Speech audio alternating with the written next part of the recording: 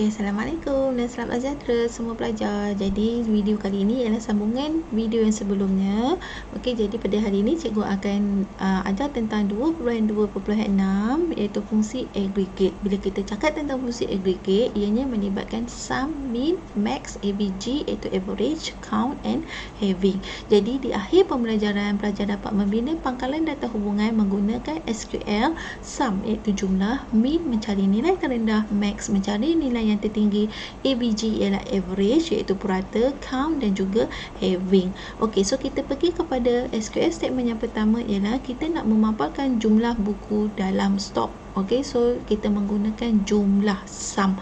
Jadi SQL statement yang terlibat ialah select sum. Medan apa yang terlibat untuk mengira jumlah buku keseluruhan dan diikuti dengan from nama jadual tersebut. Jadi cikgu copy yang ini dan cikgu paste di sini.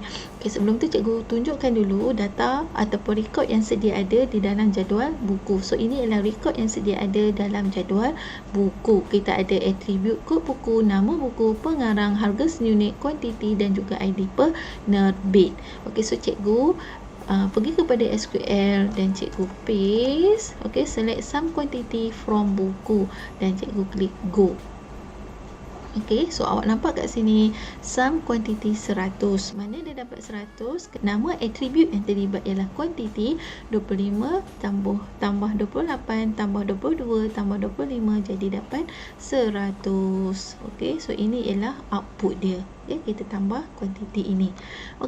SQL statement yang kedua ialah kita nak memaparkan jumlah buku yang disimpan oleh ID penerbit iaitu P01. Bila ada condition seperti ini, ada syarat seperti ini, maka kita guna pernyataan where. Select sum quantity from buku where ID penerbit sama dengan P01. Kenapa P01? Sebab kita nak jumlah buku untuk penerbit P01 sahaja. Cikgu copy yang ini and paste di sini. Sebelum cikgu paste, kamu lihat ada ID penerbit P01 ada dua, iaitu untuk rekod K01 dan juga rekod K05. Jadi sepatutnya jumlah kuantiti yang terhasil, output yang terhasil ialah 25. Siapa 25 dapat 50. Jadi jom kita tengok betul ataupun tidak. Cikgu pastekan di sini.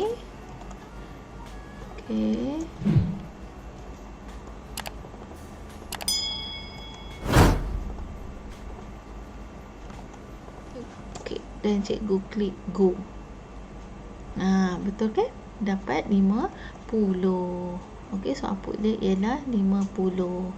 Sebab tambah ID penerbit P01 sahaja. Yang kedua ialah yang ketiga. Yang ketiga ialah memaparkan jumlah buku yang disimpan oleh ID penerbit P01 dan output bagi nama medan tersebut diberikan nama jumlah buku. Maksudnya tadi yang ini sum quantity kan, kita nak tukarkan nama medan ni ialah jumlah buku. Jadi kat sini sum quantity akan bertukar jadi jumlah buku. Jadi kita guna arahan SQL statement yang ini. Select sum quantity S. Pernyataan selepas S ni maksudnya kita nak menamakan nama medan tersebut jumlah underscore buku. Cikgu run di PHP My Admin. P01 kat sini ada pembetulan sedikit berkenaan dia punya sintaks. P01 dan cikgu klik go. Kamu tengok nama ni telah bertukar jadi jumlah underscore buku. Maka terhasillah seperti ini. Kalau kita tak letak S ni, kita padam yang ni kan, kita stop sampai sini saja, dia punya output ialah seperti ini. Sum quantity, tapi lepas kita tambah S tadi, S jumlah buku, jadi nama medan tu turut bertukar jadi jumlah underscore buku seperti yang dalam SQL statement yang ini. Seterusnya kita nak memaparkan minimum harga buku. Jadi select min harga seunit. Harga buku. Kenapa harga seunit? Sebab dalam medan ini, dalam jadual ini, harga seunit merujuk kepada harga. Jadi kita laksanakan arahan SQL statement yang ini. Cikgu klik go. keluarlah RM40.20. Okey, minimum harga seunit RM40.20. Okey, so dalam rekod yang ada, harga seunit yang paling minimum ialah RM40.20. Okey, maka dia keluarlah seperti ini. Okey, seterusnya max. Okey, max ialah untuk menentukan nilai maksimum. Okey, so output yang akan keluar ialah seperti ini. Okey, kita run dulu. Okey, yang ini kita tukar kepada max. Okey, apakah yang akan berlaku? Dia keluar RM80.20. Sebab apa RM80.20? Sebab dalam rekod ni nilai maksimum harga seunit ialah RM80.20.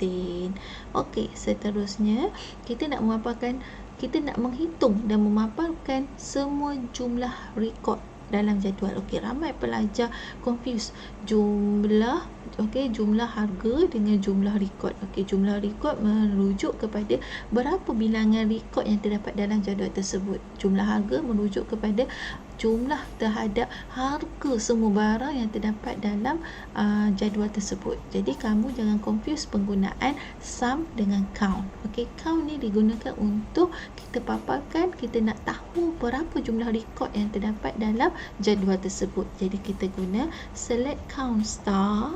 Okey, star ni maksudnya semualah. Select count star from buku. Okey, so ada berapa rekod dekat dalam ni? Ada 4 kan? Okey, so sepatutnya dia keluar 4 lah.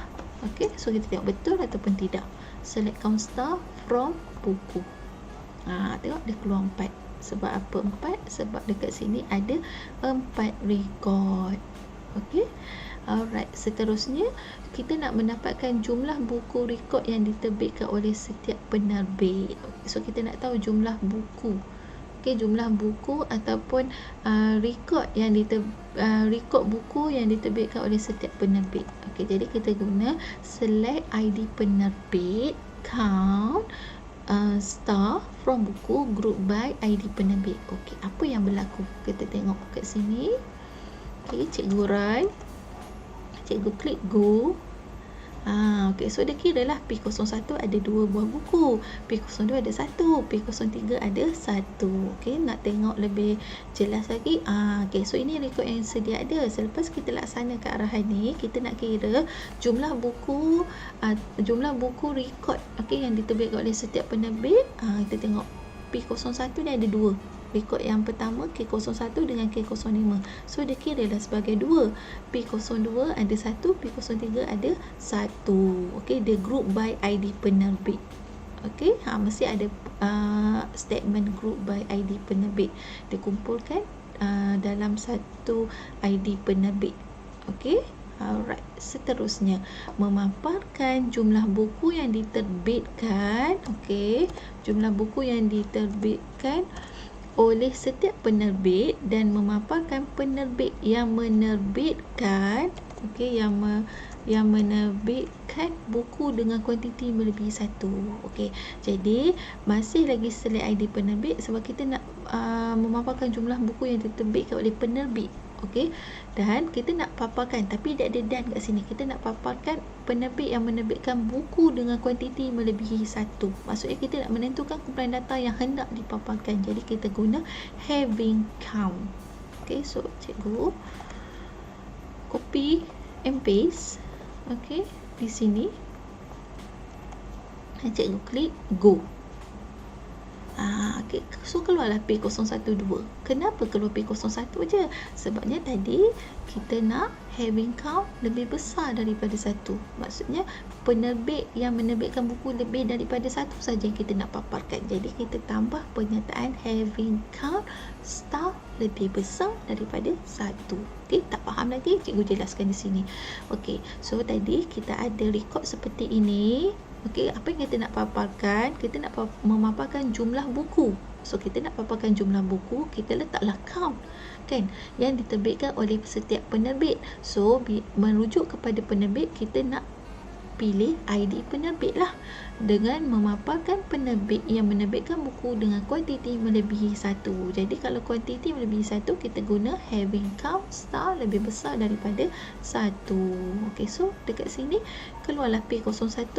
count dia berapa buku yang P01 ni terbitkan? 2. Kenapa P02 dengan P03 tak dipaparkan? Sebab mereka hanya menerbitkan 1 buah buku sahaja. Okey, jadi cikgu harap kamu faham ya fungsi aggregate. Okey, so fungsi aggregate ada berapa tadi? Ada 6. Sum, min, max, average, count and having. Okey, jadi sampai sini saja pembelajaran kita pada hari ini. Cikgu harap kamu boleh melakukannya di rumah. Okey, terima kasih pelajar. Bye. Jangan lupa like, share and subscribe channel Cikgu Shadila.